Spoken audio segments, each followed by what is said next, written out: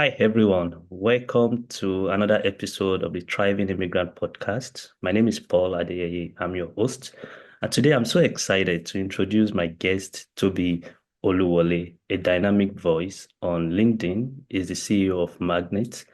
Toby is a well-known content creator on LinkedIn, especially on LinkedIn. He has built a powerful community, sharing valuable insights on career development, entrepreneurship, and providing content that will help 9 to 5 professionals to transition into entrepreneurship.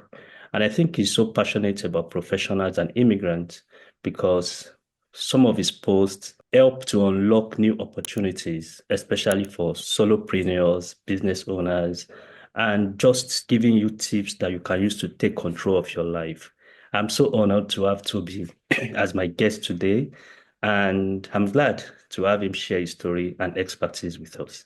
So thank you so much, Toby, for coming. Welcome to the Thriving Immigrant Podcast.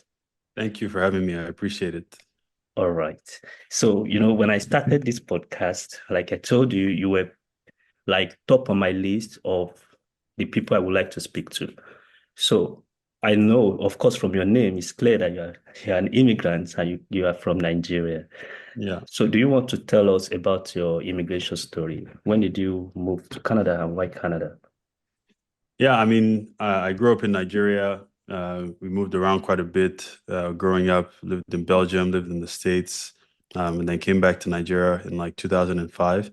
And then in 2010, when I graduated from secondary school in Nigeria, I begged my dad to let me go and play football in England. I was like, listen, I know I can make it. Just send me to an academy. He said, okay, if you find an academy in 2 hours, then you can go. And I kid you not, they took light. And that was the end of my dream. There was no, so he just said, listen, I've already paid your school fees in Canada. You're going to Canada. I was crying. I was kicking and screaming because all I knew about Canada was snow and cold, like nothing else. I was like, who's in Canada? But he had found a good school there called CIC. So I went to CIC, graduated, and I basically made a deal with my dad that since he sent me here against my will, that if I finish grade 12, in Canada with all A's, that he's going to let me go to England and give football a real try. And so I finished with all A's. The day after I graduated, we went back to London. I played at Stamford Bridge. I played at the West Ham Stadium, in front of scouts. And I got into an academy, but they needed a work permit.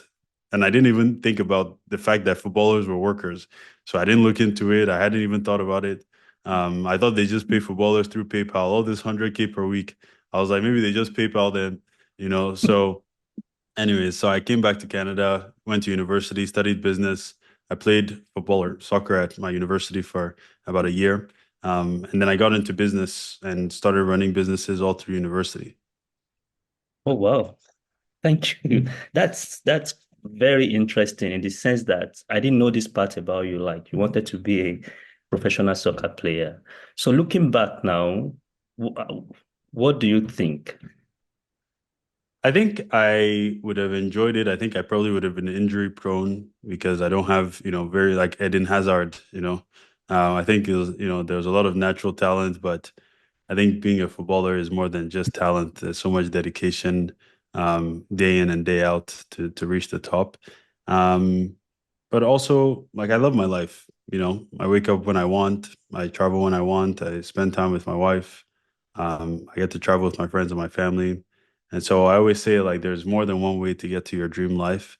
Obviously, it would have been amazing to be making 300K per week, for kicking ball, but, we don't even know if that's what would have happened.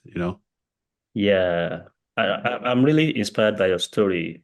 And there's this guy, Prof. Scott Galloway. I don't know if you've Yeah, come yeah, across any of his posts. I have yeah. some of the books.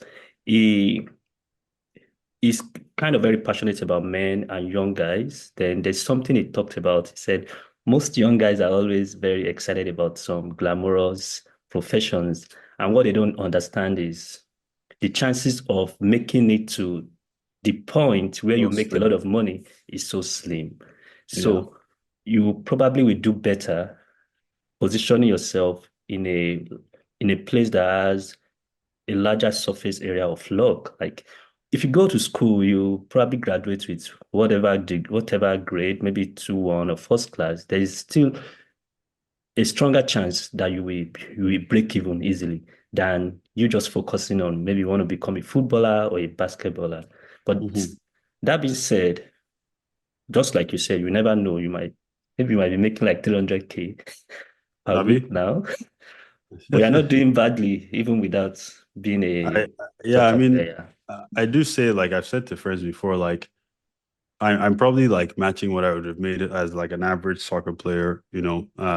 I think the top 1%, obviously, you know, the Haalands, the Sakas, you know, that are making 5, 10 million, 20 million, like, you know, it's possible. You know, I wouldn't say it's not possible. But either way, like being away from my family, you know, 10 months a year was never something I think I would have enjoyed either way, you know. So I feel like things always work out the way they're supposed to. And, you know, I'm very happy to be where I am right now. Yeah, I'm happy for you too. Right. So the commitment level to become a successful soccer player is quite different. I know you must have put in a lot of hard work into what you're doing right now, but I think you enjoy some flexibilities and some advantages that technology has provided for this kind of business you are running versus you running as a soccer player, which is Yeah. fantastic. And I think like I still love football a lot, so I'll still find my way back there, you know, Maybe as like a coach.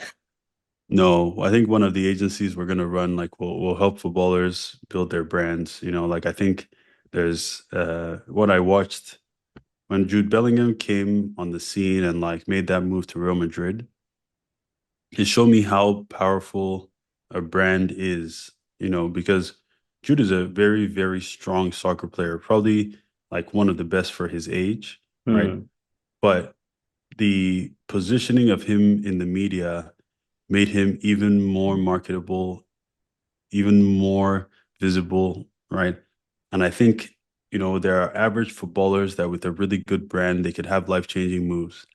And that's probably, you know, something that I'd want to explore one day. So we'll still love, you know, I love football. I'll always love football and I'll find my way back there eventually. Yeah. Makes sense because I have my boys are very passionate about football. I remember one of them was telling me about 3 nights ago that he's not gonna get tattoo because he likes C Ronaldo and C Ronaldo doesn't have tattoo. So sometimes if he wants to eat junk, he's going to say, "Oh, Daddy, does he eat junk?" I say, "No, C Ronaldo takes water, he eats healthy." I say, "Okay, I want to be like C Ronaldo." So you're talking about personal branding. I agree with you completely on that. Now you mentioned something about you making almost equivalent of what you would have made, even if you had chosen the professional football route. I know that Mm. there was one of your posts, I can't remember how you put it out there. I can't remember the exact way you talked about it, but I think you mentioned that your first 50K, you made it in 3 years or something. And in one year, you make like $1 million revenue. No, so it was my first 50K took me about 11 years to make. Oh, not just And 3 years. then in 3 years I made 1 million. A million. Yeah, I remember that's how you put it. And I just wanted to speak on that. What do you think you did differently at the point that you hit that $1 million revenue? And did you ever see yourself making $1 million revenue at some point? I think, you know, even when I was 14, I still remember telling my mom, like, don't worry, one day I'll buy you a Rolls Royce, you know, like, don't worry. I think deep down, I always wanted to be rich slash wealthy because I have a very big heart. And for me to fulfill the level of my generosity, I just need a lot of money. You know, like, I actually, you know, I don't buy anything expensive in terms of materialistic things. Like, I just don't spend on designer names and stuff. Not because I don't think they're great, but you know, I just spend what I need to, you know, I like what I like, but I get to be very generous with my money, right? So whether it's buying my mom a car like it, you know, we did last year or my brother, same thing. Like those are the things I really want to do with money, right? Taking my wife on a trip to Japan, business class. Those are the things that I get a lot of fulfillment out of. Um, but also just understanding that the first 11 years were a lot of trial and error. And I was very good at coming up with ideas, but I was very bad at executing on them. And I was also very unaware of how to market things past the physical, right? So I knew how to like market things by telling people about it. Like when I was running my clothing line, I stayed up till 2 a.m. texting everybody in my contact list. Like that's the max I knew about marketing, tell everybody you know. And what changed in those last 3 years when I made a million was essentially I started creating on LinkedIn. And with one post, I could get in front of 300,000 people, that I never met. And that was the game changer. I remember that first post that went viral. And I was like, 300,000 people is like 10 Scotiabank arenas. Like imagine just coming out to Scotiabank Arena 10 times saying, hey, I sell this t-shirt. Like 1,000 people will buy, Yeah. you know? So what I've learned is, your success is a mathematical equation. There are 4 billion people online. If you can get 200 of them to pay you $2,000 a month, you can essentially change your entire generation, you know? Absolutely. So once I understood that, I just decided, okay, I'm going to post every day at 10 a.m. on LinkedIn. I'm on day 1,000, I think maybe 1,190 or 1,200 of posting every day. And I've gathered 240 million impressions on LinkedIn. And I say to people, like, I don't, like, I'm not that special, like, but show me 5 people that kept trying for 15 years and didn't make it. Hmm. It's almost impossible, like I'm here as a result of staying power. I just decided very early on that I wasn't going to stop. You know, Life is cool because you get unlimited chances. At no point does someone wake you up and say, "Hey, you're out of chances." Hmm. And once I understood that, I watched my parents start businesses all through my life. It didn't matter how good or bad the last one went. Every year they would start a business, and they ingrained in me without knowing that failure is as natural as brushing your teeth.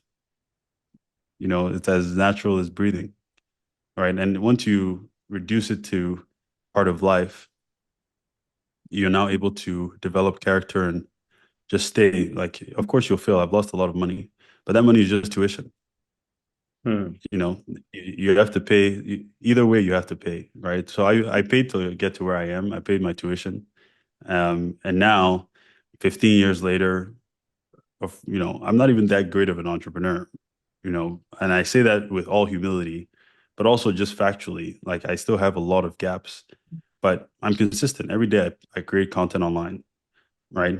Which means every day people see my name, which means every day people go on my website, which means every day somebody wants to buy something, which means every month we make money. Like that's the, magic of business, And I tell people, even if you don't understand ads or anything else, if you're online every day and you do it for a year or do it for 4 years, like I've done, it's almost impossible that you don't get to 10, 20,000 a month, right? And that's if you're average, right? Now, if you get good, now you can make a real dent. Wow. That's quite profound. So I love everything you've talked about in this last one. And I have a lot of questions from the short story you've Sure. mentioned. First of all, do you think, where did you get your selling skill from? Because from your story, you probably started selling at a very young age. And do you think it's natural? Would you say you are just naturally talented? Or what drives you to want to sell? Because you talked about when you started your clothing line, texting people up to 2 a.m. As a young Yeah. person, what was your drive? Um, I think there's two types of entrepreneurs. There's people that need to be entrepreneurs and people that want to be entrepreneurs. Like, I didn't have a choice. Rent was due. My brother was coming for school. I've been laid off. we had to sell. And I Mm. think we're all born with the natural ability to sell. Your kids probably convince you, Daddy, I want this. And you're like, no. And they're like, ah, Daddy, like, so I think we're born with the natural, what is selling? It's just being able to persuade someone, Yeah. you know? And so I think the world maybe kills it in some people because we learn to see selling as, car salesmen, very tacky, very, scammy, right? But at the end of the day, if you have a problem and I have a solution, I don't have to do that much selling. When we were running Three Skills, we were helping people pivot careers with like a 40, 50K raise in less than 6 months. I don't have to sell that to anyone that needs to pivot careers and make an extra 40K in 6 months, Mm. right? We had a solution. Your doctor, you wouldn't call your doctor a salesperson, right? The same way you wouldn't call your pastor a salesperson, right? But at the end of the day, We are life is selling. sales. Everything is sales, right?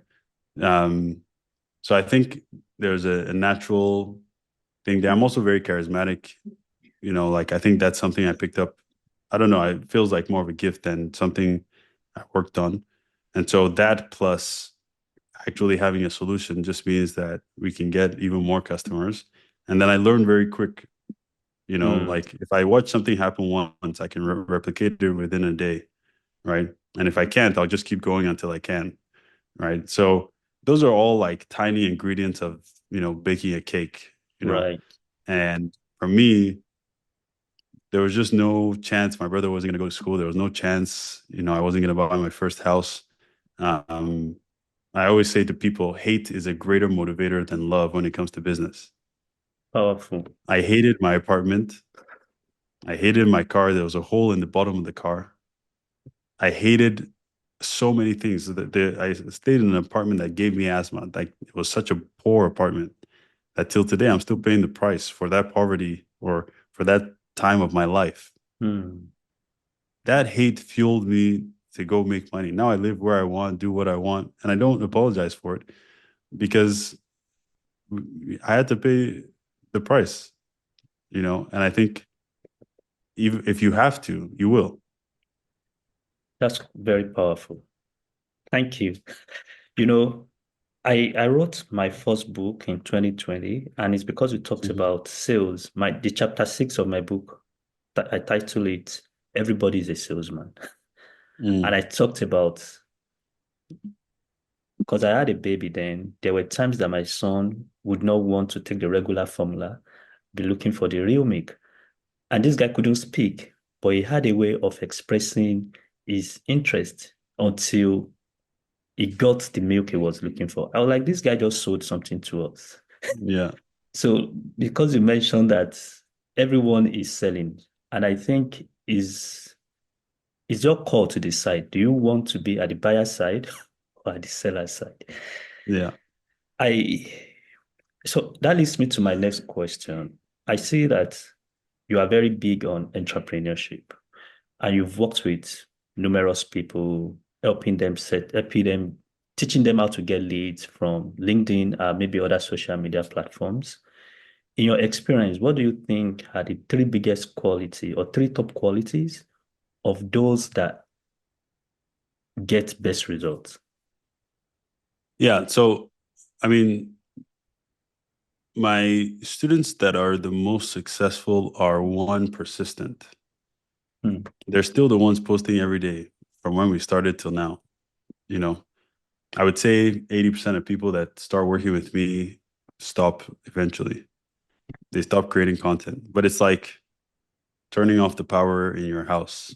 Like you have to create content. You have to be visible. If you're not writing online or, posting online, then you have to be running ads. Something has to be bringing people to you, right? Yeah. So my most successful students are persuasive. The second thing is they're very, very adaptable. Hmm. Very, very adaptable. Something goes wrong, content with their offer, with their business, they're very quick to run an experiment, figure it out, get it back up and running. They don't wait for me, they don't wait for anybody, right? They understand that business, you're more likely to be wrong than you are to be right when it comes to business, right? And so it's just finding what works and not sticking to it and getting comfortable, but understanding that it could break and then going back and running it again, right? And so that was that's the second thing, right? Okay. And then the last thing that I would say is they're very persuasive. They have a conviction around what they're doing. They believe in what they do, Hmm. right? And in sales, it's really just a game of conviction. Do I believe that this is going to help you more than you believe that it's not?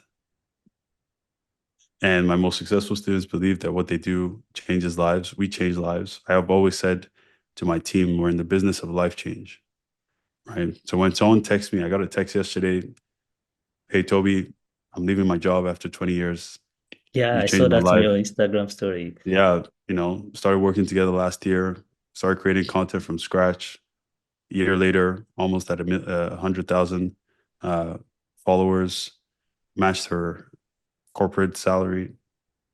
That's the end of that, you know. So I think it's important to keep in mind that one, just being persistent will get you far, and then Hmm. being able to adapt and learn very quickly is going to get you even further, right? Um, and then just being able to make sure that on top of the persistence and the adaptability, that you're now also able to execute on believing in what you do, just like believe in it, right? And you can still make it happen. Wow. Wow. Okay. I love that. I love the adaptability. And it's good to hear from you that 80% of your students don't make it through. Like at some point they stop posting and it's like they don't get the results anymore. Because I always tell people that it's not just about what you know, it's about consistent application of the knowledge. Like you can't just stop applying your knowledge and expect results to keep coming. It's like trying to ride a bicycle. Well, you might get to the point where you don't need to pedal so much and the thing is going, Yeah. but at some point you might hit a rock or maybe you're trying to ascend. You have to keep pedaling so you can keep getting results. And thank you, because one would think that Toby is making so much money. He knows his onions. Once I just join his class, I'm going to get results. So it's not just about the teacher, it's also about the student. Yeah. And I think, a lot of people sign up trying to get rich through me. And I always tell them, like, listen, what I run is a gym. I have a Hmm. gym. I have the best equipment in town. I have the best trainers in town. I have the best program in town. But if you don't get out of bed Monday, Wednesday, Friday, if you don't fix your eating habits, there's You nothing I won't get can your do to six make you packs. successful. You Yeah, won't get your six packs. yeah. So that's the mindset shift, because I think my students make like $6 million now. Hmm. Um, and a lot of them are just normal people, But if we go look at how long they've been posting, 1 year, 2 years, 3 years, nonstop, of course you're gonna make it. Right. So let's talk about LinkedIn. I I believe I don't want to use, I'm trying to be careful with the choice of my words, but I think LinkedIn is one of the most powerful social media tools in the world, especially for B2B businesses, in the sense that the contact integrity, like, we have different social media channels. You can go on Instagram, you see someone with some funny names, no picture, no profile, no history, but you rarely find such on LinkedIn. LinkedIn has, everybody's careful because it's like your entire life can be impacted with whatever you do on LinkedIn because they can easily track your history, they can know where you are working, all that. So I think it makes it easy for people to run maybe targeted ads or to know how to get serious leads. Do you think LinkedIn will remain this powerful when it comes to lead generation for businesses, regardless of B2B or B2C? Yeah, I mean, it's the most authenticated place on the internet, like you said, right? So you can, I spend very little effort for someone that's a content creator. with almost 300,000 followers. Hmm. 1,200 posts is not a lot of work. I agree. If you look at the number If of you look posts at, oh, I versus need the to make results. videos, this, that, this. That. So really, it's like the highest leverage platform on the internet, Hmm. right? So if you just do the math on 230 or 240 million impressions divided by 1,200 posts, incredible leverage, Incredible. right? So that's one. And then on the lead side, it's like you don't have to do too much work to verify if this person is real. Yeah. LinkedIn has verified for you, For you. right? You can see where they work. If you know where they work, you can guess how much they make, right? That's And that's on the B2C side. On the B2B side, you just search. I want a contract with Amazon. I'm looking for head of procurement. Go through and look and find the person, you yeah. know? So that's why it's such a great platform. I haven't built on any other platform, right? But to me, what makes it so simple is you already write every day. You write emails, Mm-hmm. you write text messages. You wrote in school, Yeah. you wrote essays. And all you're doing is taking a new box and using the same skill. Some people are not naturally good on video. Some people are not naturally good speakers. Some people are not Right. naturally good, but we all wrote. Exactly. Every one of us wrote, right? And that's what makes that platform the great equalizer is you can just write. I've seen people, there's 3 people in my program. Last month they started. This month they have one post that got 1.5 million views Oh, individually wow. because the platform is completely a cheat code. Just writing. Yeah. I agree completely. And I think the people that are alive today have this unusual, or let me call it an incredible opportunity because we have a lot that we can leverage to change our lives. Like technology has democratized opportunities. You know, Mhm. it's one thing to be exceptional, it's another thing to have the platform to show your exceptional skills. And I think we're at a particular age where you don't need to be a genius to be to be successful. You can just because I see different posts. You see, if you go on Twitter, on Instagram, on TikTok, you see some posts that that you'll be like, really? This is what this guy is Yeah. making. There, and there's this guy that became, I can't remember his name. He's in France. I think he's originally from I can't remember the country in Africa. You would know him. He's a black guy. He Okay. started posting on TikTok. He doesn't speak on his Oh, post. Kabilame. Yeah, that's the name.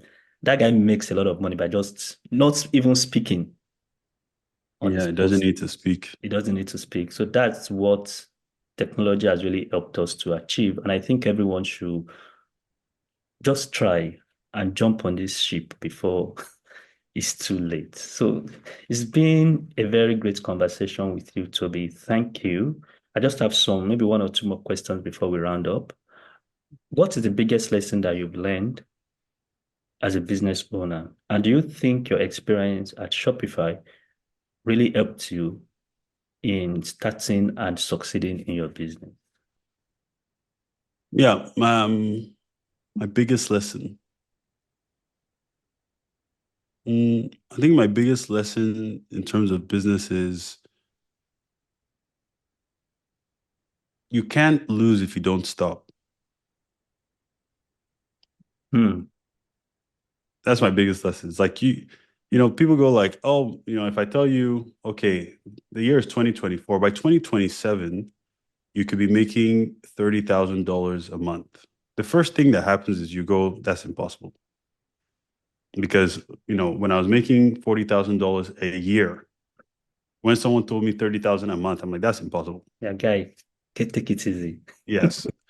So that's, 2027. Now, if I tell you, okay, if you start creating content today, 1,000 days from now, you can be making $30,000 per month. People go, that's too long. Hmm. But it's like, if you understand that by 2027, you're going to be there anyway. Right. Do you understand? Like, you have to get to 20. I mean, by the grace of God, you'll God, get to 2027 2027 will come. anyway. It will come either way. Right.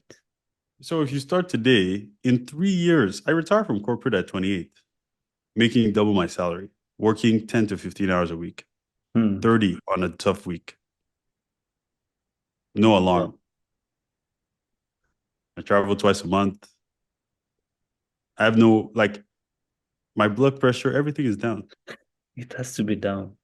I What? exercise twice, 3 times a week, play football when I want, go to Arsenal games when I want. Like, I'm not a millionaire, but I've changed my entire life. Me and my wife. I told my Hmm. wife, don't even, just take a year, enjoy life, and then you can go figure out what you want. Like, that is something that I'm proud that I was able to do. Yeah. But I started in 2020. Hmm. It was the time will come anyway. S- So that's the lesson that I've learned. You cannot lose if you don't stop, right? The best time to start was 5 years ago. The next best time is today. Powerful. Powerful. And then Shopify was my master's program. Hmm. I love that. So I told people, listen, I tried for 11 years, which means I'm not a naturally talented entrepreneur. Some people got it right their first time, second time. I think my business that finally got to 100K was 9 times, my ninth attempt at business. So that means I'm not naturally talented entrepreneur. But instead of getting an MBA, I went to work at Shopify. That's why I applied 7 times in 3 years. Because I was like, if I get into a company that's building for entrepreneurs, I will learn how to become a good entrepreneur. That was a smart move. So I got into Shopify. The first year and a half, my entire job was working with companies doing 2 to 40 million to understand how they were doing it and how they can use Shopify better. I was meeting people that were 26 making 20 million. I was meeting people that were scaling businesses to 10 million in 10 months Wow. and asking them, how did you do it?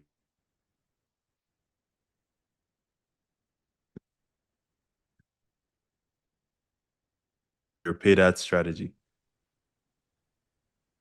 Then the next 1.5 years of Shopify was building a team from scratch to 50 people, Hmm. a sales team. So then I learned, how do you build systems? How do you find the right people? How do you scale the team? I think our team was doing $100 million in revenue for Shopify. So how do we build better processes, right? How do we let people go? So I spent my next year and a half learning how to work through people, Leadership. leadership. And and I was posting on LinkedIn the whole time. My business was doing 400K by the time I left Shopify, So again, I told them when I took my last job at Shopify, I was like, this is going to be my last job. I never wanted to be a VP or a CEO of a big company or a director. I didn't care. I wanted to be free. And I know this because when I was 22, 23, I wrote my own eulogy. Hmm. At the end of my life, what's going to matter to me? What do I want my wife to say about me? What do I want my friends to say about me, my community, my coworkers, my kids? What do I want them to say about me? And I wrote it down. It was 3 pages long. And I determined way back then that designer brands would not matter to me at the end of my life. If I get them, fine, but they're not priority, right? What would matter? The memories I made, the generosity I showed, right? The vacations we took, the late nights working on things we cared about. And I just determined, right? So one day I want to write a book called Working Backwards. Hmm. I think a lot of people are just going day by day by day by day by day, but it's like driving with no GPS. The direction. You have no predetermined destination. Once you have the predetermined destination, if this road is shut off, which road do you just go the other way, Hmm. right? Until you get to your destination. So that's what Shopify taught me, was that there was a million ways to entrepreneurship. I didn't have to be good at I didn't have to sell anything online. Or I could sell things online. It didn't have to be a product, or it could be a product, right? It was the infinity of business. And then by the time I was leaving, it was just time to execute. Wow. We've had a very fantastic time with Tobi Oluwole today. Thank you, Toby, for coming. But before I let you go, are you accepting new clients? And how can people contact Always. you? Always. You Yeah, are a I sales mean, guy. yeah, I mean, you can find me on LinkedIn, Tobi Oluwole, Oluwole, and it's Tobi first name. Um, yeah, I'm always on LinkedIn. I'm there every day. You can email me, toby@tobyoluwole.com. And whenever we have something happening, usually LinkedIn is the first place I announce it anyway. Awesome. Thank you, Toby. We've all had this has been a very rich conversation.